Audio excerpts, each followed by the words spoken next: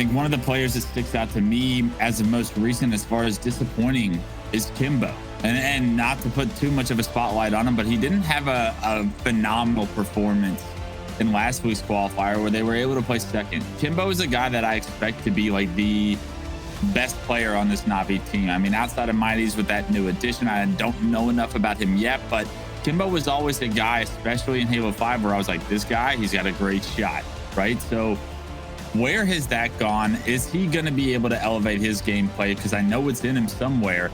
If he is able to, I really do think he gives this NaVi roster not only a little bit of that smarts that you say they can have a leg up on, but he's going to be able to check off a couple of the boxes from the individual skill department and hopefully give them some more opportunity and some gunfights there. So I'm really looking at Kimbo to come into this series, have a strong performance, and get back to the old ways that we know Kimbo is capable of. But easier said than done. Looks like we are going to be jumping in here to game one. We have, I believe it's Recharge. I'm not sure the game type, Dan. I didn't get a quite chance to see it the last time around. So Oddball is probably a good one to start it off one. I'd just say it's probably the longest game type we have in Halo Infinite. So excited for these guys to have a real opportunity to warm up. I know a best of 3 can go by quickly. Typically the Oddballs don't. So that bodes well for at least these two teams to have the opportunity to separate each other from one another. Well, let's see whether NaVi can once more overcome Quadrant and get their way into a winners final, or whether Quadrant will have that comeback, will have that revenge that they so desperately seek. Because it was a best of 5 last time they faced each other. It was a 3-1 victory to NaVi, but now in a best of 3, you've got to make this game 1 count. And as you say, on Oddball, it really does give us an idea of how these teams are going to play, because you've got so much time to work with. You've got so much strategy to try and develop here. A beautiful start for NaVi already. They had the first 3 dead, and because of it, they've been able to get the ball. Unfortunately, Jimbo brings that ball towards the long haul. Nobody else on NaVi was really in the area, and because of it, it's now a Quadrant setup in this long haul area, and that early lead for NaVi is going to be diminished here to just 4 points, but it looks like NaVi's been able to break it as of yet, so nobody really holding a strong setup, and that ball moving towards blue could be exactly what NaVi need in order to get a significant setup and be ready to play the ball. Yeah, getting that ball over towards blue is really important in a game that's going to be quite back and forth with kills, so that you do have the option to play it. I know that you can, of course, play it from elevator, etc., as that's some nice shots from Kimbo. That's what we expect. But playing it to bottom middle isn't necessarily the same as throwing it off the map and also forcing the team to return to where that ball has just been reset to. So I like this from NaVi. Quadrant now are going to have to try and break it. You've got to push together here. You're very vulnerable to grenades, so you really have to try and work your way in. So far, so good for the black and yellow fans. zMightys was 7 as he picks up another kill on the TchiK with that sword, and that's a quick 7 kills for zMightys to start this series off. If you're wondering if this new young addition was going to be the difference maker in the play department, the answer to that so far is yes. Unfortunately, that setup, it's now broken. SLG does a phenomenal job getting behind enemy lines, finding an easy back smack, picking up 2 of his own. Not only that, but the oddball, it doesn't get played now in the hands of SLG. They're able to make a little bit of a deficit cut here into that lead. That happens sometimes where you're so sure that one of you is going to stay alive, so you don't play that ball. You rather take a fight and take the engagement. As 3 go down for NaVi, make it 4. Quadrant now will have the best opportunity to set up of any of these teams so far. Shad's going to be sitting across the way, and they're going to hold this either elevator or pipes, but I guess with these long haul spawns now, they probably move this over towards the pipe side and eventually translate to elevator. Yeah, look at this rotation all the way from blue towards catwalk, then through elevator, and now it's into pipes. You can tell exactly what Quadrant want to do with this ball. They want to get it into pipes and hold this consistently. Let's see if that's the case, as they do get a few kills while holding onto that ball, so they've now taken the lead as well. This rotation, this setup could be the one that ends this round, because Quadrant, when they get set up, they look strong. They do look very strong. I think you could say the same about both of these teams when they actually get the setup. It's just important that you get to that position first. It's difficult to do so against both of these squads because they're very good at breaking. You've got these players like zMightys, like SLG, who can walk in, out-BR you, and then somehow manage to pick up another one. But you've got to take advantage of that if you do get that initial frag. NaVi, they get 2, and now this is your chance. You break the setup, and you try and get one of your own. They do play the ball, as plays are going to go in the hands of, in the favor of NaVi for now. The ball going to be down top batteries. No team really concerned about that ball as of yet. trying to get a couple more slays, maybe some map control around it before being able to secure it. And we can see the 3 go down for Quadrant, and that's NaVi's indicator to be able to pick up that ball and get right back into this one. They're only down 20 at this point. Yep, definitely not panic stations just yet. Both teams have plenty of time to try and break a setup. You don't have to just be throwing yourselves towards it. Camo is going to be popping ever so slightly from now, so Jimbo's trying to get into a position, but I like that his position isn't just running for the camo. Instead, he knew there was going to be a scrap. He knew that Quadrant were going to be trying to get it as well, and actually that camo is still down on the camo box. Yeah, camo's down, the oddball's down bottom middle. It's a bottom middle scrap, and I can almost guarantee the winner of this scrap, if you're able to secure both of those, you're going to give yourself such an opportunity to win at least this first round, and 3 go down for NaVi. So Quadrant should be in a good position here to secure that camo, secure the oddball more importantly, and it's a matter of where do they decide to take it. It's the big question for me. I guess they jump top middle with it. That's a tough place to be. That oddball carrier does go down. Not quite sure what happened with the camo, but trades back and forth, and the ball virtually played back to its respawn position. Just a narrow lead still, 14 points for Quadrant, but time ticking and momentum you can kind of feel going in Quadrant's favor as well. But as I say that, 3 were down, so NaVi doing a great job of getting the plays they need to keep this one highly contested. It was zMightys getting a double kill as well. Like, he's been the key to break the setups for NaVi. Pushes through pipes, gets a double kill, the rest of the team follows, and it's the confidence that flows through him. I think that's why NaVi wanted to pick up this young talent, because he is fearless. He will push into fights. He does believe in his shot. That can get you caught in a lot of trouble at times, but certainly when you are hitting those shots, you do feel like you're on top of the world, and NaVi now taking full advantage of that. And speaking of zMightys, does have the shock rifle. Can't make it count this time. Can't make it count, and therefore this time around the ball is going to be played by NaVi. That's a great job by them. 3 go down, but unfortunately Quadrant right there to pick it up. It was SL that positioned himself for that play ball. He knew his teammates were going to be able to force that one, and because of that, he's been able to secure this one top glass. Now only needing 19 more points. It's one more round of slays, you'd have to think, but those slays, they don't come through. NaVi get the break in the top glass. They find the first 2 kills. A few of them are traded out, and now it's up to Kimbo to try and make a play, because if this ball gets into blue, you can almost guarantee this round is going to be over. Well, Kimbo gets the initial damage. zMightys follows up. He tries to fly into long haul, but Shad has been able to escape with the ball in hand. And you'd imagine now with the right cover, Quadrant should be taking this round. It's just a matter of dodging grenades, but unfortunately, he will go down. NaVi still have a chance here. NaVi is here. A couple of kills. Kimbo doubles back with the camo. 4 dead for Quadrant, and with 20 points is all NaVi need to end this round.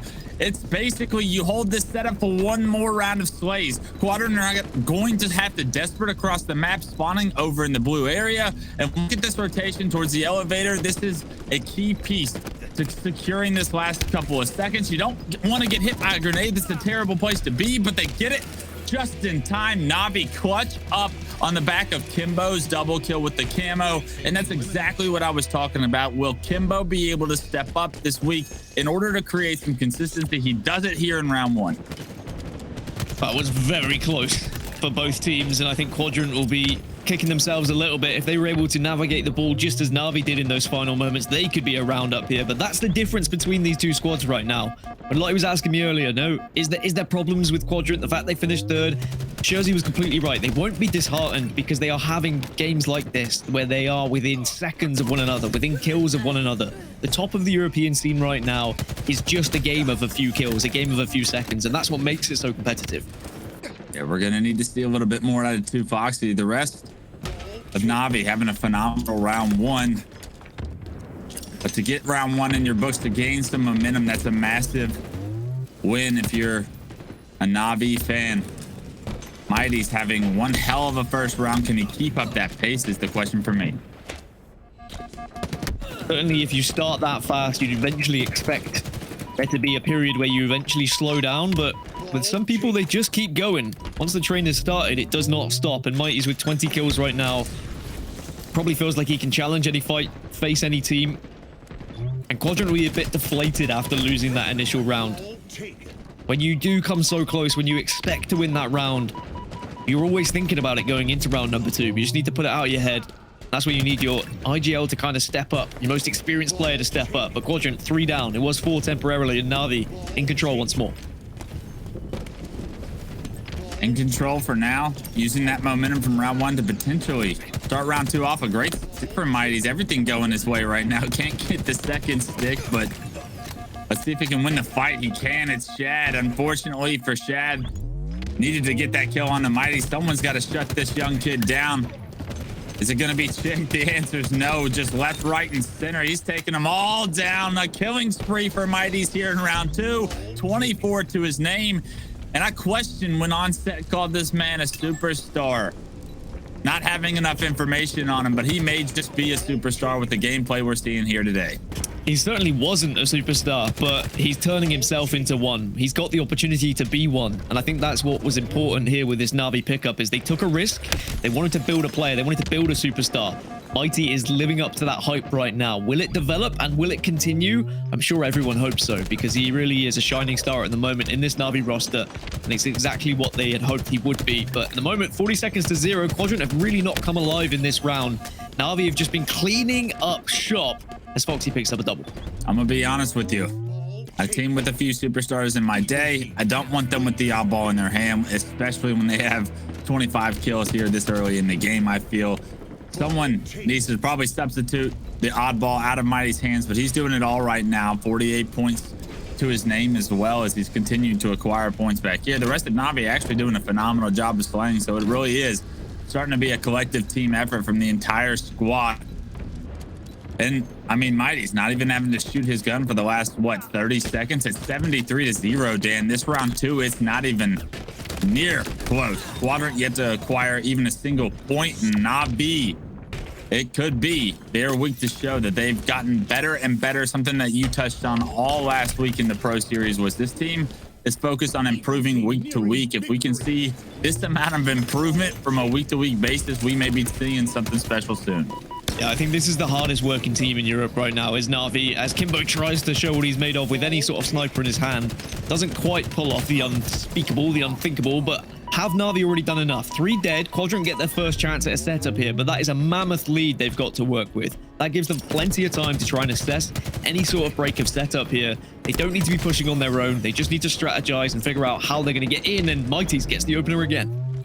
Yeah, zMightys, once again, in that opening pick, that's the hard one. Not only that, he gets the second one on the SLG. Hey, he got thrown the ball too, Foxy did there. And then he decides to drop it and slay. I actually love the play, but it's just everything working out in NaVi's favor.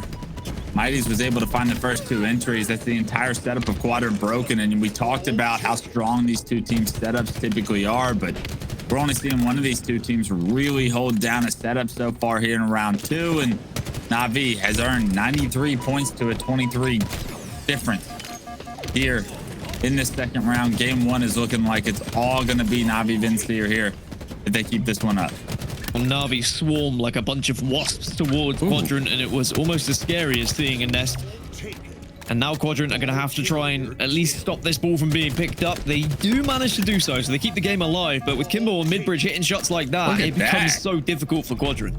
And that's what I'm talking about, Kimbo. That's the Kimbo I saw heating up in Halo 5, right? Back-to-back perfects, a double kill in the middle of it, and that's going to do it here in game 1. It's a 2-0 victory for NaVi. Round 1 was as close as it could be.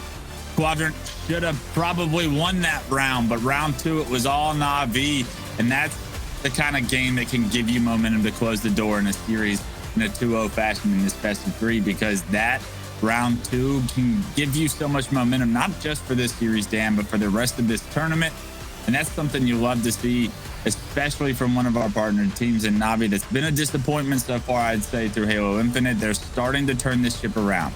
Yeah, I think disappointment would even be an understatement. And I think that the NaVi players know that, and they have to show up. They have to start performing and representing the organization in a way that NaVi deserves. NaVi is one of the biggest organizations that you could possibly be on for Halo Infinite. There's zMightys, though, 30 kills and 16 deaths. He really did have a field day, and I think he'll be delighted with his performance. I think he struggled last week in the grand final, but it was his first ever grand final. So there was always going to be that added pressure, maybe having that under his belt now. We're going to start to see him even perform in the biggest and most important games. But going 1-0 up and going into that Slayer, I think the the biggest factor here, if you're a NaVi fan, is you can be delighted that Recharge is not that bogey map for this roster anymore. I remember going back to the Super, if NaVi had Recharge in that series layout, we'd be saying, all right, well, they've lost one of these games, if not two of these games, if Recharge comes up twice. They figured it out now. zMightys really has been the inclusion they desperately needed, whether that's down to just entry frags, whether that's down to just sheer slaying power and getting those doubles when you need it. I'm not entirely sure, but he's certainly offering something that they needed. And now NaVi 1-0 up in this series. We got a chance to look at the damage dealt stat there, and let me tell you, everybody on NaVi within about 200 to 300 damage of each other. Even then, zMightys might have dropped 30 kills. That does not happen without the amount of damage that everyone else is doing. I actually love seeing damage stats like that because I think it's so telling that, all right, players that maybe didn't drop 30. We saw zMightys top the leaderboard in the kill category. Well, for someone to do just 200 less damage, but to have 10 or more less kills, that tells me that this person was doing so much on the map as far as pressure that's not represented in that kill category that allows zMightys to pick up those easy kills. That tells me that the teamwork from NaVi, everyone's participation throughout this entire first game was on point. That is a full team effort right there from NaVi. I love to see that damage dealt stat, and I love when a team can basically all be on the same in the same range of each other. I typically would have thought that zMightys would have had over at least 12k, maybe 1200, 1500 more damage than the next person on this team, but that's not the case at all. Everybody doing their part here on NaVi, and that's why it was such a dominant victory there in round 2. Slayer Livefire is where NaVi try and take this series in a swift 2-0 fashion, and that sniper rifle, if it does find its way into the hands of any of these NaVi players, I think that's what is the scary factor, is that all of them can hit shots. Then Quadrant maybe will struggle, but you've got to remember what Quadrant were able to do and what TchiK was able to do back in Kansas City. When he gets firing, when he starts to heat up, suddenly he becomes one of the best players, not just on the map, but one of the best players in Europe. So we'll keep an eye on TchiK and see what he's able to do. Yeah, it was a quiet game one from TchiK. Let's see what he does to be able to turn this around. Unfortunately, he's going to have to come off respawn in order to see what he can do about it, because that's 4 fresh dead on the side of Quadrant. NaVi having a phenomenal start to game 2, like they did in game 1, honestly, and they've set themselves up for this overshield. The overshield's going to be so important, and NaVi know how to set up for him as well. They know how high priority they should be, and now Jimbo has free reign to just push around and help any teammate that's screaming his name. And the collapse is coming from NaVi. They know that there's weak players. They know there's 2 players on their own over towards green, and when you've got an overshield to fly, why wouldn't you? Quadrant very much are firmly on the back foot at the moment, and NaVi, if they can keep this momentum, this could be an absolute blowout. Said it was an even performance across the board there in game 1. They all have 3 kills to their name right now. It's 12-4. It's an early blowout from the side of NaVi. Quadrant need to slow this one down, figure out a way to get back into this one, and that kill on the Kimbo with the sniper could be exactly what they need. SLG, he's going to find 2 with Heatwave in hand. If they can take down this last player top tower, they should be able to secure all of the power weapons, all of the map control for now, and this could be exactly where Quadrant get back into this series, but they have to make this presence count. And if someone is going to get you back into the series, SLG is a likely candidate. He knew full well he had to get back tower there. Having the heat wave in hand, there's so much responsibility that you can do so much damage to an entire team, but you just can't get caught out in open ground. So that's why he went close quarters. That's why he got into those tight angles at back tower. Made the most of it, and he has worked Quadrant slightly back into this series now. They're only down by 7. It could have been a lot worse, judging by how that start went. But next overshield is coming up, Wes, and have NaVi been able to get one more? Because if they have, Quadrant are going to be questioning, why aren't they there? Again, NaVi get a very comfortable and easy Ovi. Yeah, although I was going to compliment SLG for doing such a good job to stay alive with that heat wave over towards the elbow, get a few kills, maybe an assist. In the meantime, overshield coming up. NaVi prioritizing the power-ups once again, able to secure that one, and look at what it's transitioned into. Multiple kills being unanswered. NaVi extend the lead back to 9 for now. TchiK puts his first kill on the board, and it's always a worrying sign when your teammate hasn't been able to pick up any kills, so I'm sure that will take a little bit of pressure off his shoulders, but Kimbo looking to add extra pressure all over the body with the heat wave, making it 23-12. And NaVi seem to have all the goodies at the moment. Sniper rifles coming up as well, and they'll position themselves up to maybe get that one as from the skies. Kimbo still showing what he can do. That heat wave still a lethal weapon in the right hands. Actually, in any hands, it's a lethal weapon. Yeah, from the top ropes, Kimbo's able to secure that one.